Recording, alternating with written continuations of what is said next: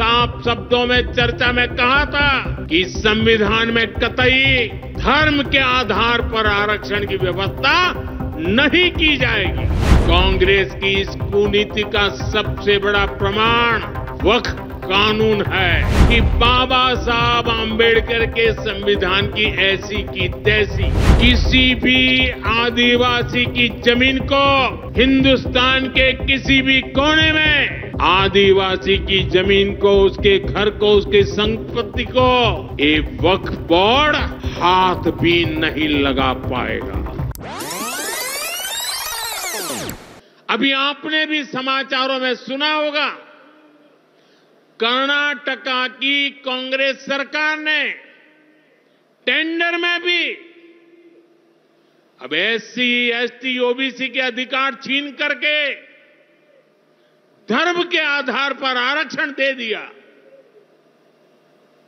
जबकि संविधान में बाबा साहब आंबेडकर ने साफ साफ शब्दों में चर्चा में कहा था कि संविधान में कतई धर्म के आधार पर आरक्षण की व्यवस्था नहीं की जाएगी। और हमारे संविधान ने धर्म के आधार पर आरक्षण के लिए प्रतिबंध लगाया हुआ है। साथियों, कांग्रेस की तुष्टीकरण की इस नीति का बहुत बड़ा नुकसान मुस्लिम समाज को भी हुआ है। कांग्रेस ने सिर्फ कुछ कट्टरपंथियों को ही खुश किया है, बाकी समाज बेहाल रहा, अशिक्षित रहा, गरीब रहा। कांग्रेस की इस कुनीति का सबसे बड़ा प्रमाण वक्फ कानून है। देश आजाद होने के बाद 2013 तक वक्फ का कानून चलता था, लेकिन चुनाव जीतने के लिए, तुष्टीकरण की राजनीति के लिए, वोट बैंक की राजनीति के लिए 2013 के आखिर में, आखिरी सत्र में कांग्रेस ने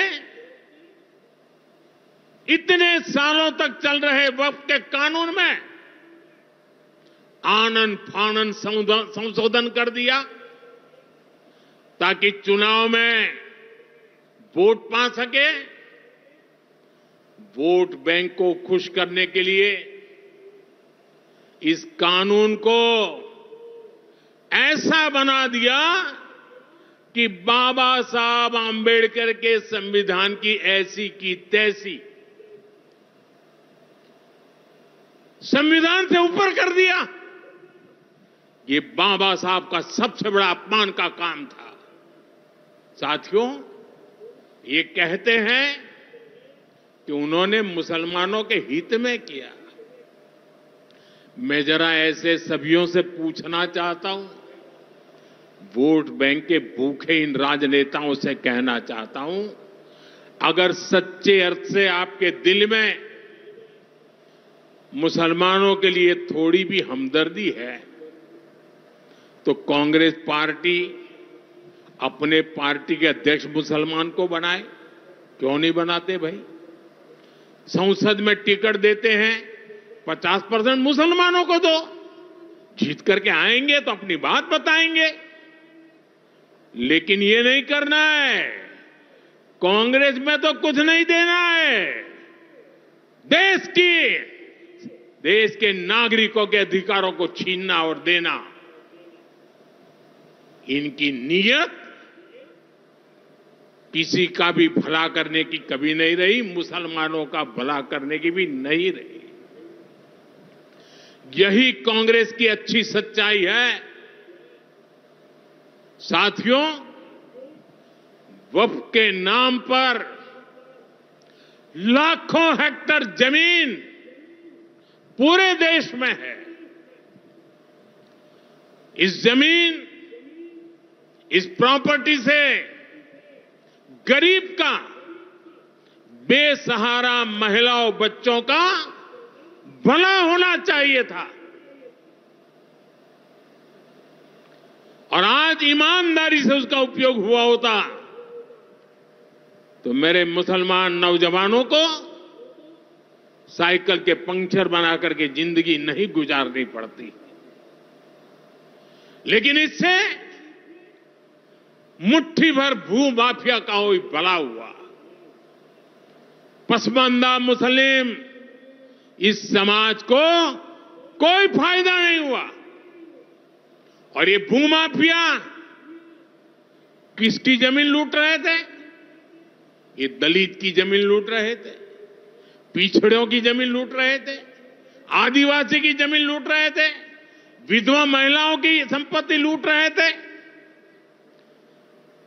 सैकड़ों विधवा मुस्लिम महिलाओं ने भारत सरकार को चिट्ठी लिखी, तब जाके कानून की चर्चा आई है। वक्फ कानून में बदलाव के बाद अब ये गरीबों से जो लूटा जा रहा है वो बंद होने वाला है।